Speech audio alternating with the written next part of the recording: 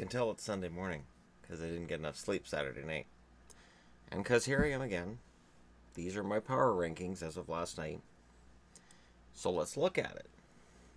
Because how I do this, maybe it doesn't resonate with some people. These are the records over the last 10 games of everybody on the board. You'll notice there's a lot of 6-4, 6-3-1s, 5-4-1s. Hardly anybody's under 500 over the last 10 games. So if you're looking for overtime losses to say, well, at least we got a point, there's a lot of that. If you're looking to say, well, we're over 500 in the last 10 games, there's a lot of that. And if you're looking at your team and saying, well, yeah, but in the last week we've been really good, right. There's a lot that goes into this.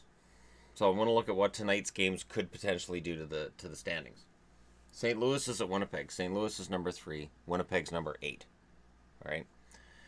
If Winnipeg beats up on St. Louis, Winnipeg will move up. LA's dormant, but LA's been quiet, so I would probably move Winnipeg up 2. If it's a pretty sound beating, I would move St. Louis down probably 1.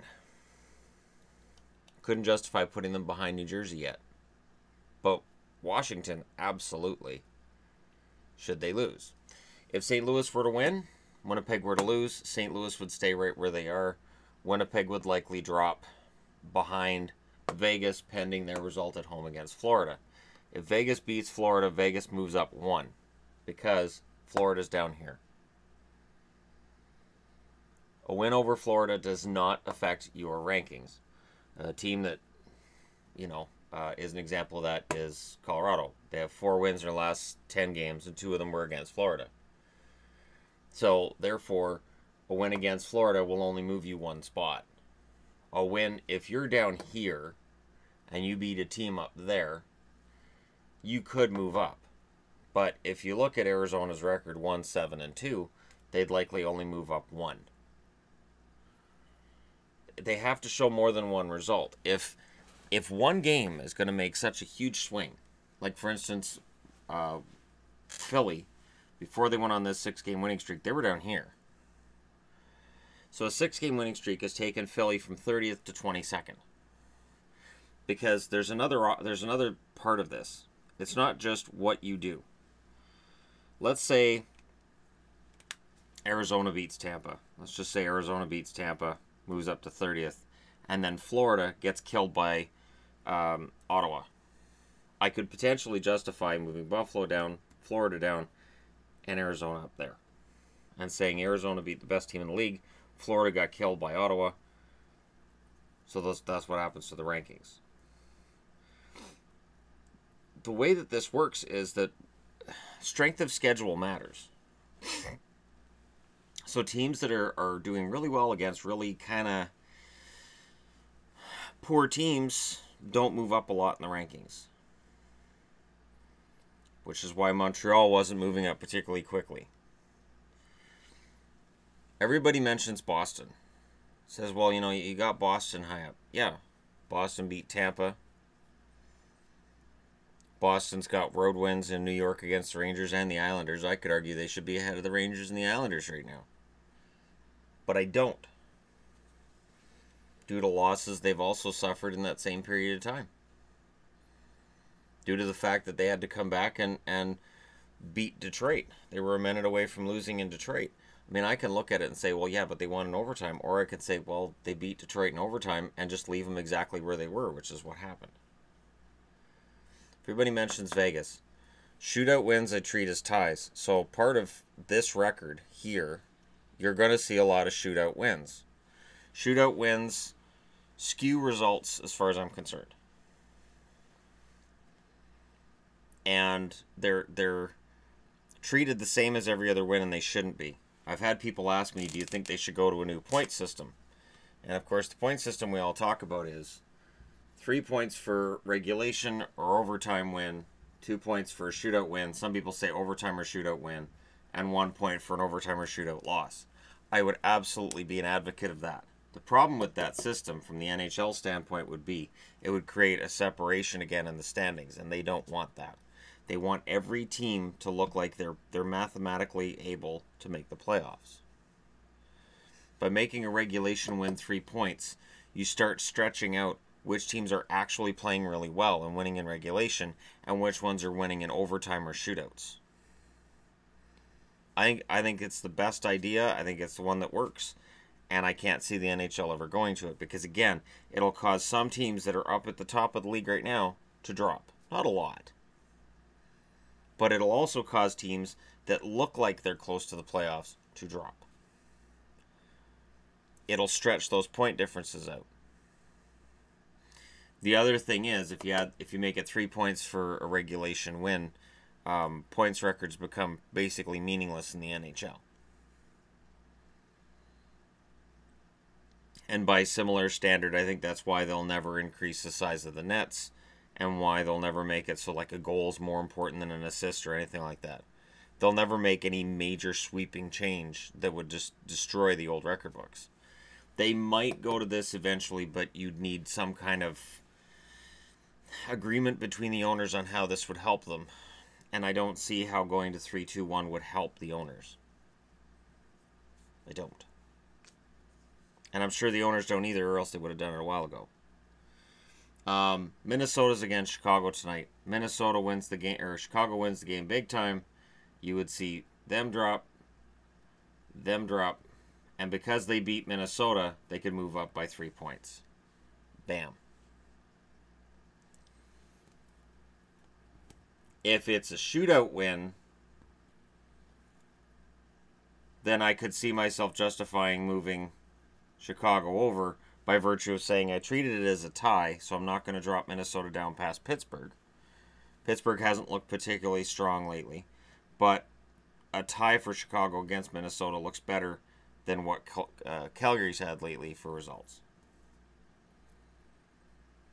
So when I say I treat shootouts like ties, it doesn't mean they don't make any difference. It means they make the least amount of difference of any result on the board. Because I want to look at this board at the end of the week and say, well, these teams are playing the best hockey right now. And if you remove wins and make them ties, that does make a difference. If you go back to the old system and they're ties, that makes a huge difference. It's part of the reason why when we talk about goalies and win records and, oh, this guy's got 300, this guy's got 400, in the back of my mind I'm saying, yeah, but how many of those are in a shootout that goalies 20, 30 years ago didn't have an opportunity to get? How many more wins would Patrick Waugh have had if there'd been shootouts back in the day? How many more wins would Hasek have had if he'd had shootouts to rely on his whole career? A young Dominic Hasek would have been deadly on the shootout. And that's why I don't treat shootout wins the same as the other ones. And I know that's part of what skews results and causes people to say, wait, what? But it's funny because Vegas is mentioned as, well, they should be higher. Vegas was 13th last week, moved up to 10th, despite the fact they lost in overtime at home against the Carolina Hurricanes. Carolina bounced up 2 spots. Vegas stayed the same. Part of the issue you're going to have is, okay, so you want to say, all right, well, these guys should be higher. All right, Toronto's lost 3. They've dropped 3 spots. Toronto does not keep that spot if Vegas wins tonight against Florida. But a win at home against Florida doesn't cause Vegas to jump 2 spots. Vegas has a game on Tuesday against Tampa. Vegas beats Tampa. Now we can talk about Vegas. Let's just say they're ahead of Toronto then. We can talk about Vegas potentially going up as high as here and knocking down the Jets, the Blue Jackets, and the Kings. But when you're looking at the team you're cheering for and you're saying, well, we've won these games, so we should be ahead of all of them. Again, that's not really the way that I do this. Last night, for instance, Vancouver entered the action of the evening at 26th. So they were in the bottom row. Montreal loses by a shutout to Ottawa. Colorado loses a 6-5 game against Tampa, allowing 6 goals. In my mind, 6 goals allowed by their backup, I had to drop Colorado down. Colorado's 4-6 in their last 10. As I said, 2 of those wins have been against Florida. Colorado is not getting it on track. And Vancouver's last game, they beat San Jose in overtime. They did get killed by Nashville. 2 weeks before, Vancouver beat Nashville and beat Toronto. And even though they beat Toronto and Nashville going into those power rankings, I had them at 19th.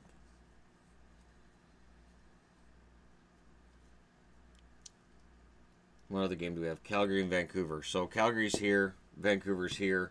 If Vancouver came off with a win, I would probably move them ahead of Carolina, and that's it. Because Calgary's only here.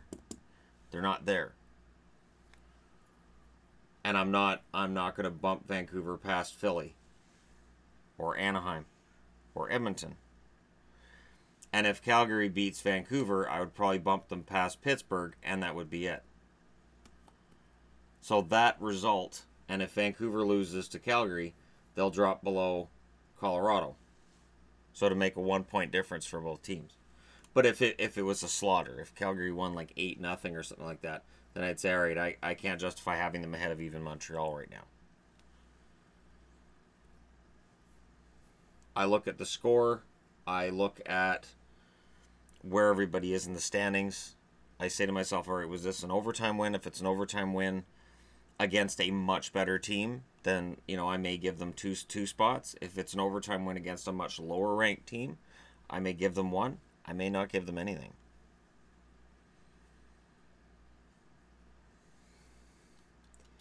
And to me, the fact that it's slow for movement in the power rankings, to me anyways, I like it better that way. I like the idea that in order for a team that was down here to move into here, it takes more than 2 good weeks. And again, you got to look at strength of schedule. On Philly's big winning streak, who did they beat? They beat Edmonton, Calgary, Vancouver, Buffalo. Those are 4 of those 6 wins. They beat Toronto without Austin Matthews. Those are 5 of the 6 wins. I'm not taking anything away from Philly. I'm just saying strength of schedule has to matter. Because otherwise, a team down here could go on a winning streak against these 5 teams and move up into here and bump down a team that's played only teams in this area.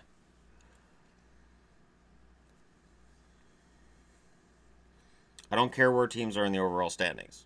I see that too. Well, this team's this spot in the overall rankings, that doesn't matter. I've said it before, I'll say it again. The board doesn't care. It doesn't matter. Overall standings don't matter. It's a matter of Tampa started off at or near the top in week 1, and they've been able to stay there for the entire time. I think the lowest Tampa's gone is maybe 5th. For Vancouver, I think the highest Vancouver's got is like 16th. I want to say 16th or 15th. And I've always had people saying, well, my team's on a winning streak. For instance, Chicago. Chicago's won 4 in a row. But I look back at the results and I say, okay, so that's how that happened. That's why they're where they are. San Jose, same thing. San Jose's had a very good record lately, and if they keep that up, absolutely they'll move their way up. Teams ahead of them have to lose too, though. That's the other funny thing is when let's say all 4 of these teams win, and maybe Dallas doesn't play that night and ends up dropping 2 spots, Dallas fans would look and say, well, hey, we didn't lose. Why did we drop 2 spots? If teams behind you won. But at the same time, I can only justify moving a team down so far when they haven't played. Because then you're saying that the wins they had previously, well, those don't matter because they had those 2 days ago. These teams played last night. So these games are more important because they were last night than that one that was 2 days ago. I agree that recent games are more important than past games, but you got to be realistic about it. It's not a system that I use that goes based on any kind of points, or there's no chart somewhere where I come up with exactly how this system works. All I know is that in order to go from here to here, it is difficult, but it can be done. LA was 3rd last week. They were as low as, I believe they were 13th 3 weeks ago. They won 8 in a row. They got up to 3rd. They've dropped 3. They dropped to 6th.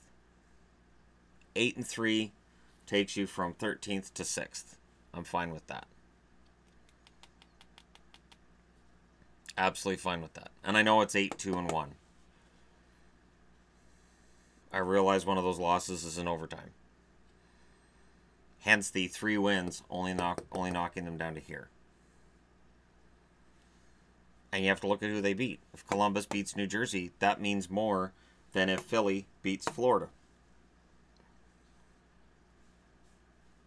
Unless Florida suddenly gets really good, which doesn't seem very likely. And with 31 teams, I do my best to cover as much as I can. The tricky part is there's always going to be a story with every single one of these teams. Remember, the only teams that are below 500 in their last 10. So I'm looking for a team with more losses than wins. The Islanders are below 500. Penguins are below 500. No, not the Penguins. The Flames. The Flames are below 500. I'm like, no, the Penguins are below 500. Technically, Anaheim is not. They're 4-2-4. Technically, Carolina's 4-3-3. Vancouver's below 500. Colorado's below 500. Detroit, San Jose, Buffalo, Arizona. 1, 2, 3, 4, 5, 6, 7, 8. In a 31-team league, there's 8 of them below 500 in their last 10 games. It gives fans a false sense of my team's doing really well. Well, yeah, but look, over the last 5 games, they haven't lost in regulation. Yeah, about that. It is really hard to move up. It is really hard to move up in the NHL. And I say that a lot, but I'm saying it again because it's true. When every team in the league minus 8 is at or above 500 in their last 10 games, being at 500 and down here means you're not getting anywhere.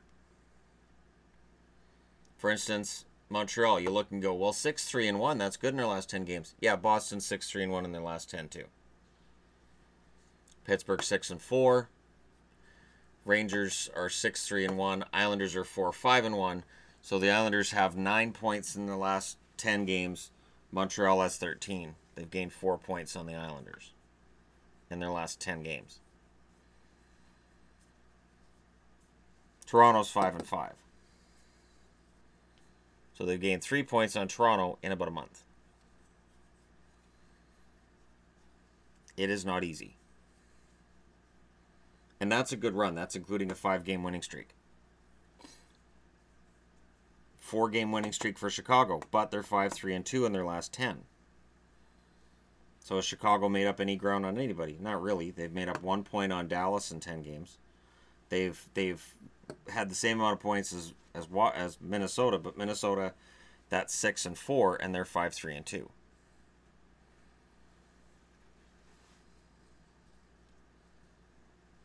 Jets 4-4-2. They're the one that's in trouble. They're the team that's in trouble of falling out of here. The Islanders are in trouble as well. But they keep winning here and there. Like tonight, they could win at home against St. Louis and move up a spot. Columbus doesn't play, so Columbus likely would be the one to take that fall, and LA could as well, depending on what kind of result they put up against St. Louis. If it's an overtime win, it's one spot. If it's a big win for Winnipeg, a big morale boost, they could move up by 2, and St. Louis could move down by 1. If it's an overtime loss for St. Louis against Winnipeg, I don't know that I move St. Louis down. That's the only judgment call I have on this. There are some teams that, yeah, they stay up because they lose in really close games against really good teams. And they win the games they should. What this system does is it means that if you're struggling against these teams and you're playing all right against these teams, you're going to get hurt in the power rankings because you're not winning the games you should. If you're winning these ones easily and you're close in these ones, you're going to stay higher in the power rankings. So there you go. My weekly explanation of power rankings and how I do them. Let me know what you guys think in the comment section below. Again, I understand when there's criticism out there. I have no problem answering it. And so there you go. Thanks for watching. Hit like and subscribe if you're browsing your way through. You just happened upon this video and happened upon this channel. And I will talk to you guys again soon.